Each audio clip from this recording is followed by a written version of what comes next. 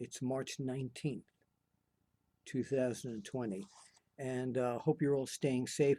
You know, I saw a couple of videos of people reading books to kids, and I was so intrigued. I said, you know what? There's got to be something for the wrestling fan. So I figured, why not take an old wrestling magazine and read a story to you? So let's see how this goes. If you like it, I'll keep it up. If it's thumbs down, it was a good try. So the first magazine I picked was this old collector's item, Wrestling Review, from January 1971. And you may ask, why this one? By the way, all barbershops are closed, so if I've got that little Bernie Sanders thing coming out of the hat, can't fix it right now till this pandemic runs out, or I'll just take a scissor and cut it. But why this magazine?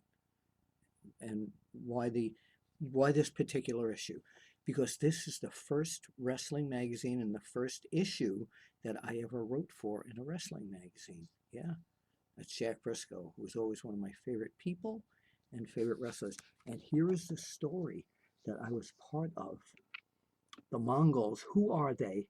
What are they? And if you can see over here, this page one was by Brian Cutler Jr., and the other page by Bill Apter, radio personality.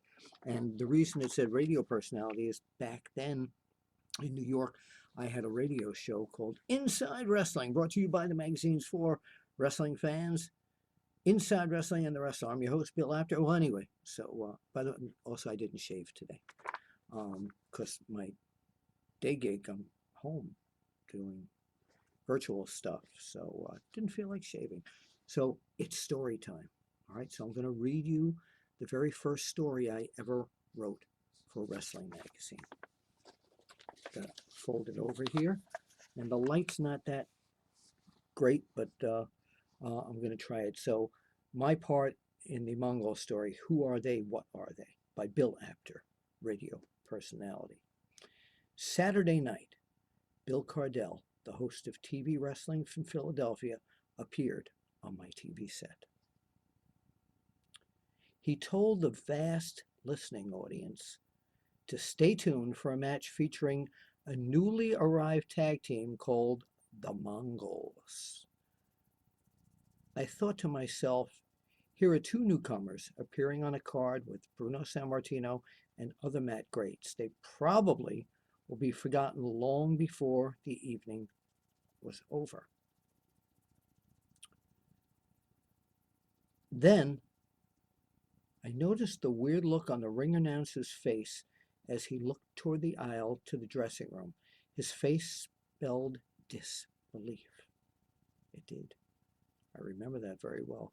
As into the ring stepped manager Tony Angelo and two titans, Beppo and Gito, the Mongols. 3 minutes later, these two titans flattened their opponents, and the matches for the evening were over, and all I could think about on my way home were those gigantic Mongols. And they were, here, take a look at, these are pictures that I shot with an old Instamatic camera. Beppo Mongol over there, who became Nikolai Volkov, actually. Check this out. All right, so let me get back to where we were here.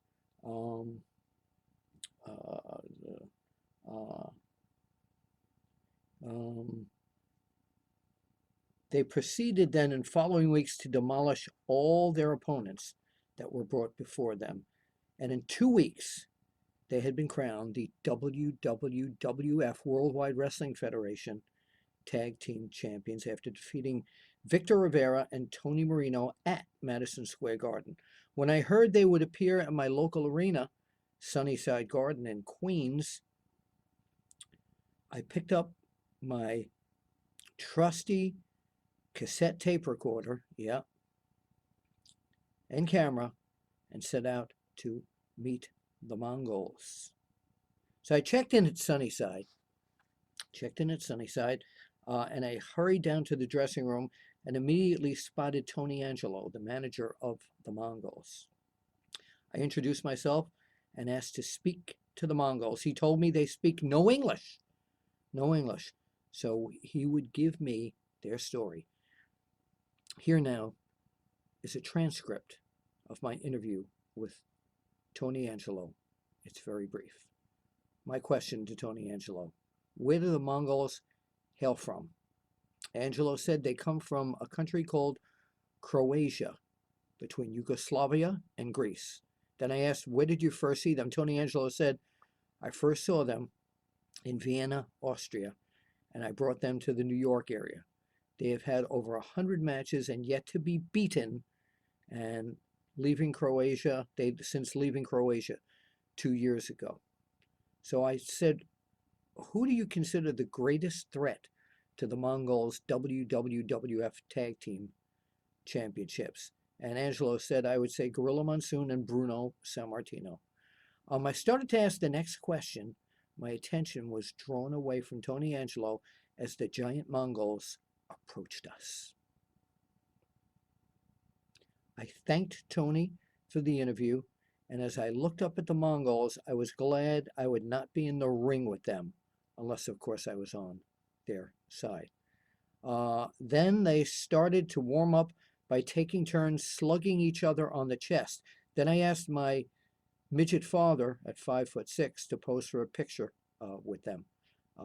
He did. I figured I better make this go quickly and make friends with them very quickly. I put out my hand to greet them just as they were rushed upstairs to the ring. Perhaps it was better for my hand that we didn't shake hands. Tony Angelo looked at me and said, they are the greatest. I wish not to disagree with the man. The Mongols will be the champs, he said, for a long time. Just try to argue with them.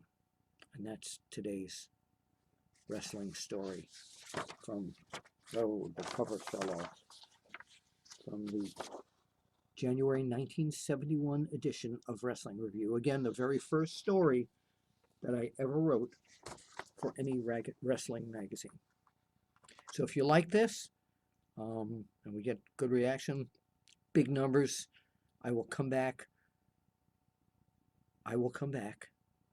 Maybe not shaven, maybe not haircut, maybe a different baseball cap. You never know. I have hundreds of them. I have Darius Rucker waiting in the wings here. Let me know if you like this, all right? I'm looking around to see if I have any other old wrestling magazines. Oh, I got hundreds of them here to read you stories from. So if you have a favorite wrestling story you'd like me to read, if I have the magazine, I will read it to you. Regarding if you want to hear more, I cannot read you anything from my book.